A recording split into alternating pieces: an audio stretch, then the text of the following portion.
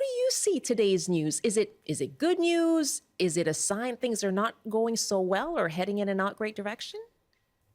It's a bit of mixed news for people who have a mortgage or who are looking to borrow some money. Having lower interest rates is good news for them because they won't have to pay as much for their borrowing.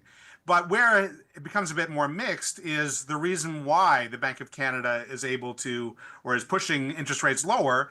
And that's because they see some weakness in the economy. We see unemployment getting closer to 7%, which is, a bit more of a troubling range. And we see, as noted in the Bank of Canada statement today, that there are risks out there for the economy, whether it's threatened tariffs coming from the US, other economic uncertainty from Europe or Asia.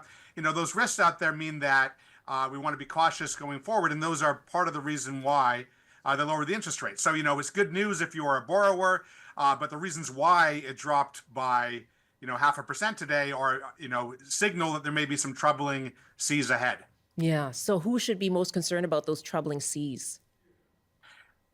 I think a couple of things. One is for people who are entering the labor market, when unemployment gets a bit higher, where that hits hardest is people who are entering the labor market. So that's people who might be graduating from a post-secondary institution or out there without a lot of job experience yet. It's harder for those folks to find a first job that they can build into a career when the labor market isn't hiring an awful lot. So you see hiring being low is going to be a problem.